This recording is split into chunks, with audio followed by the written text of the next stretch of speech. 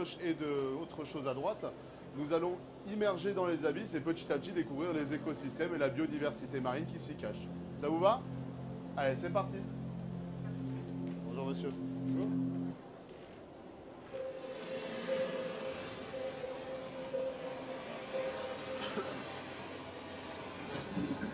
Vous pouvez voir ici le sous-marin de référence. Petit à petit, on descend. Ici, on a le premier submersible à une quarantaine de mètres. Il faut savoir qu'à partir déjà de 100 mètres de profondeur, on voit plus grand-chose dans l'océan. La luminosité est assez réduite. Et que les fameuses abysses dont on parle tant, elles ne commencent pas à 2000 ou 3000 mètres de profondeur, mais elles commencent déjà à 200 mètres.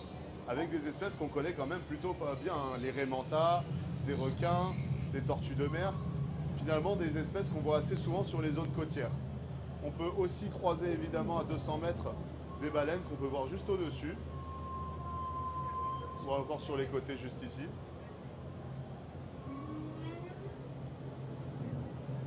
Bon, 200 mètres c'est bien profond, mais on va peut-être descendre un peu plus profondément. Je vous invite à regarder ce hublot juste ici. Est-ce que vous voyez le poisson avec les petites boules vertes? En fait, c'est un battle eye fish, et en fait, ces fameuses boules vertes, ce sont ses yeux. Et il peut regarder que au-dessus de lui. Là, on a le fameux poisson de Nemo qui nous a terrorisés pendant des générations, qui fait finalement que 4 cm, donc il n'est pas si terrifiant que ça. On va continuer à descendre, on va arriver dans ce que j'aime bien appeler le silence des abysses. Parce qu'à ce niveau-là, vraiment, on n'entend plus grand-chose. On peut voir ici un magnifique cachalot. On va continuer à descendre. Avec des grenadiers, des poissons dragons. Il faut savoir que la zone la plus profonde qui a été cartographiée est dans les Philippines à 11 000 mètres de profondeur et ça s'appelle la fosse des Mariannes. Mesdames et messieurs, je vous invite à continuer par ici pour en apprendre un peu plus sur ce que vous venez de voir, les images qui ont été faites par notre partenaire Oceanix. Je vous en prie, mesdames et messieurs.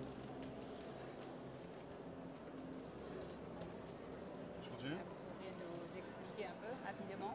Oui, rapidement. Alors, sur chaque hublot différent, vous avez plusieurs types d'espèces qu'on peut voir, et cette fois avec de véritables images, comme j'ai pu le dire. Donc ici, on a le poisson vipère du Pacifique. On le reconnaît assez facilement par justement les dents qu'ils ont pour la chasse. Ou encore, juste ici, on peut voir que ça va switcher sur des mammifères un peu moins réputés. Donc ici, on a le sidonophore, le siphonophore. Voilà, mon Dieu. Donc là, on peut voir son corps assez transparent, luminescent, qui sert justement pour la chasse, pour attirer les petits crustacés qui sont un peu trop curieux. Comme ici, là-bas, on peut voir le fameux barrel eye fish du Pacifique avec ses yeux verts, qui peut regarder que au-dessus de lui, contrairement aux autres mammifères.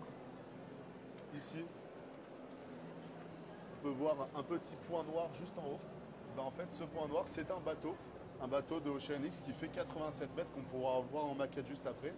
C'est bien pour vous montrer que cette maquette de 87 mètres, en fait, pour vous montrer la grande échelle de la profondeur des océans, avec autour des petites représentations de maquettes de certains poissons qui sont justement dans ces profondeurs des abysses. Par ici, on a un peu l'animal totem qui s'appelle le ver de Pompéi,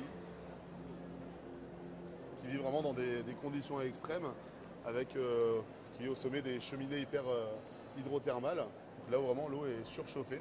Par ici, on peut voir un grand panel d'espèces qui sont présentes dans les profondeurs en fonction de certaines zones géographiques des profondeurs marines. Juste derrière, la fameuse maquette du bateau qu'on a vu juste avant. Ici, un petit submersible qui peut aller jusqu'à 1000 mètres de profondeur. Derrière, on a la carte. Pardon, excusez-moi. Pardon. Qu'est-ce que c'est ça? Ici, c'est un petit sous-marin qui peut aller jusqu'à 1000 mètres de profondeur pour justement découvrir un peu ce qui se cache dans les profondeurs marines. D'accord. Juste derrière, excusez-moi messieurs, dames, je vais vous montrer comment la carte fonctionne. Comme ça, vous pourrez tout faire en même temps. Juste ici, on a une carte du monde. Voilà. Donc là, on voit tout le monde avec partout plein de petits traits bleus que vous pouvez voir par ici ou encore par là. En fait, ces traits bleus, ce sont les zones qui ont été explorées jusqu'en 2014. Et donc là, on va voir avec ce petit trait qui bouge la différenciation entre ici 2014 et de l'autre côté en 2025. Quand même. Donc là, vous pouvez voir qu'il y a quand même une plus grande zone d'exploration, notamment ici sur la zone atlantique. On peut zoomer. Vous allez voir qu'en 2014, en fait, l'exploration était assez moindre. Tu parlais d'exploration, mais c'est commercial aussi. Évidemment, il y a toujours une partie un peu plus commerciale, je suppose. Voilà, je vous laisse continuer sur cette carte. Juste en haut,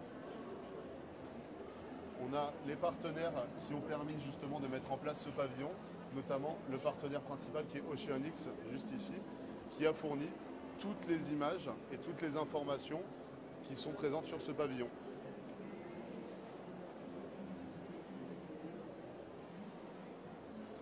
Et pour terminer,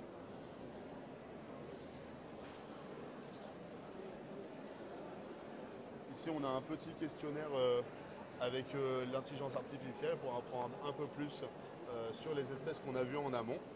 Et ici, toute la présentation des explorateurs des profondeurs qui ont permis justement d'avoir toutes ces belles denrées, j'ai envie de dire, informatives sur les eaux profondes, avec quelques experts qui sont présents sur place pour nous parler justement et nous présenter certaines machines qui sont utilisées et leurs explorations.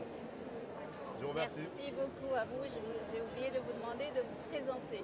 Je m'appelle Arden Guven, je suis bénévole sur le pavillon Deep Blue, enfin le bleu profond, et je vous ai fait la petite présentation de ce pavillon.